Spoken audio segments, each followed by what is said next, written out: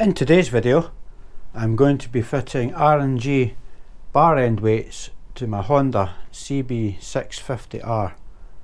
So stick around for that.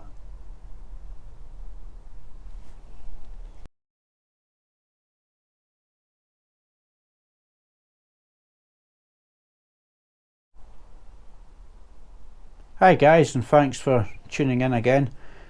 This is a little mini series that I'm making at the moment, covering modifications to my Honda CB650R before I take it out on the road officially for the first time. So before I take it out, I'm doing a few other bits and pieces. So if you check out the other videos in the playlist, you'll be able to see what I've been doing to the bike. Now in today's video, bar end weights. I've purchased these from R&G and I'm going to install them on the bike. Now the purpose of bar end weights is to help take the vibration out of the handlebars. Now I can't say I've noticed that this bike's too bad for vibration on the handlebars. I drove these bikes during my lessons and my test, and even at that I didn't notice too much of a vibration, but I'm going to fit them anyway because they also act as sliders, so if the bike does take a fall, that should help protect it. Now I've seen a lot of posts, like I say, on Facebook and various forums about guys struggling to get these off. Yeah, I've tried that one already and the whole thing just spins. So if you stick around, I'll show you how to get them out without chewing up your screw, because if you want to put them back to stock at a later date, I can't see why you would want to, right enough, but if you do, you want to try and save these screws. So anyway, let's make a start and we'll get these out. In theory this job should only take you 5 minutes tops. So this is what you get in the kit from R&G. You get a couple of stickers, another nice touch from them, so I'll put them aside, and the bar end weights as well. Now if anybody's thinking of purchasing this, that's the code there for the bar end weights, BE0108BK. So if that's if this is what you're looking for, that's the kit to go for there. Here's your bar end weights. You obviously get 2 of them, and you'll notice that there's a flat recess on one side of the bar end on the inside there. Now there'll be another flat recess in the handlebar itself, which you want to line that up with. So we'll make a start now and we'll get the old bar end weights off and we'll get these fitted. Right, here's the bar end that we want to remove here. Now the screwdriver that I'm going to use is a JIS, which is Japanese industry standard. These are different from your normal posi drives that you would get here in the UK or the US or wherever you are in the world. So bear that in mind. If you do try and use a normal posi drive on this, there's a good chance that you will chew it up. So first thing is obviously try and get it undone, and that's just spinning. Yeah, try and hold it. Nah, that's tight. That is very tight. Now I've seen guys that have wrapped bits of inner tube around here, held it with vice grips, insulating tape, duct tape, whatever, held it with vice grips, and then tried to undo it. A lot of them have been successful, so you could try it that way, but there's a good chance that you could mark your bar end, your original bar end, and Really, you don't want to do that. So what I'm going to use on this is an impact screwdriver, and basically you hit it with a hammer and that will shock the bolt, and then in theory that should free it off. So I'll go and grab my impact and I'll show you how to work that with impact. This is my impact screwdriver. So basically what you do with this is you hit it with a hammer, and when you hit it, it will turn, and in turn it will shock the bolt. So we'll just give that a smack with the hammer, and that should shock that bolt and allow you to undo it.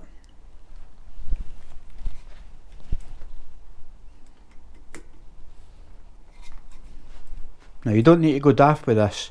Normally one gentle tap is enough to shock it. There we go.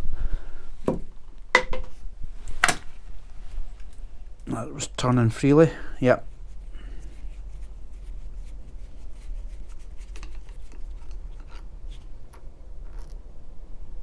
So there we are. That's the bolt out, and now this should just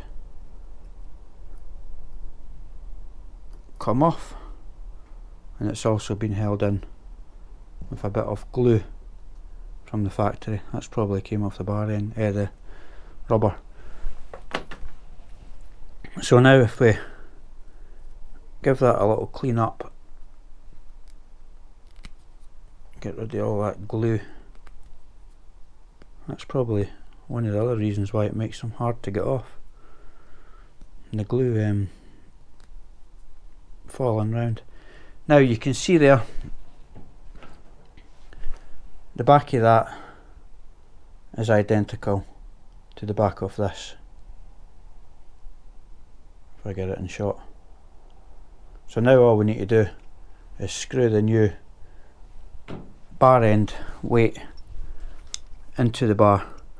So if I bring you in, I'll show you the inside of this. Now we can see in there it's flat, and then you've got the raised section here. So we'll line that up with the flat on this.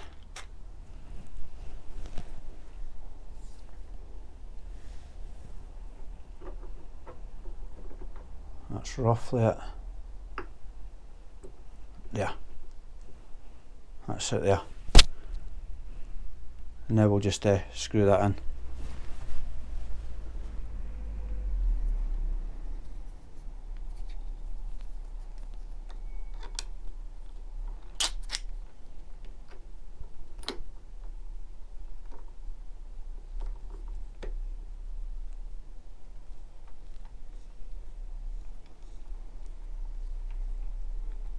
Now just if you're wondering, that's 4mm. So a 4mm Allen key is what you need to screw that in.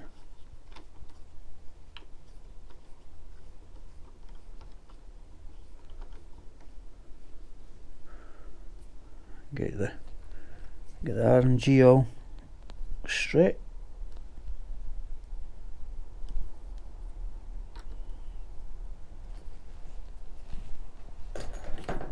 And I'll give that a little nip up.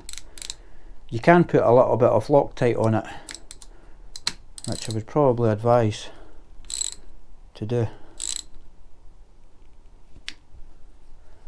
but I'm not going to at the moment because I'm waiting on heated grips coming, and I'll be taking these off again. So once my heated grips come and I refit these, I'll put a little bit of Loctite on the thread. So there we go, that's the bar end weight in. That looks quite tidy, much better. Looking much better over stock, that's for sure.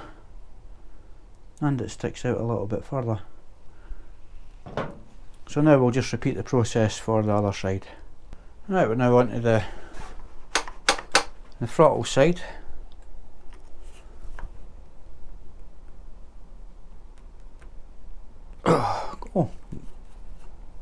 got that first time.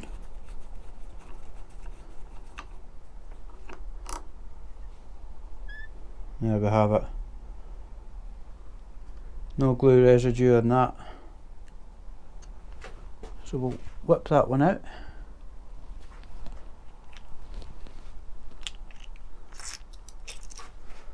And again, I'll just line that notch up with the notch that's on the end of this. And that's us there.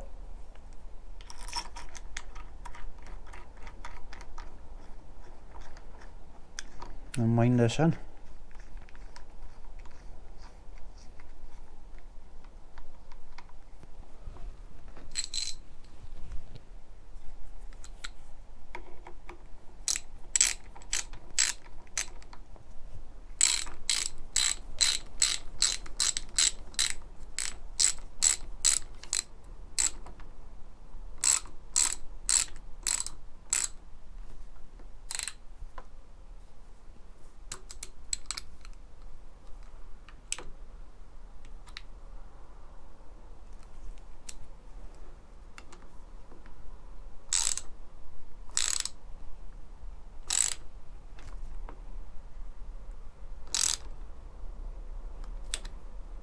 There we go.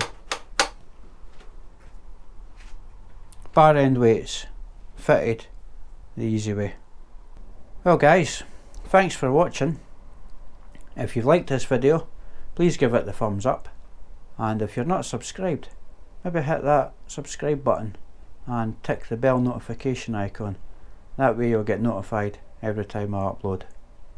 Once again, thanks for watching, and I'll see you soon. Bye for now.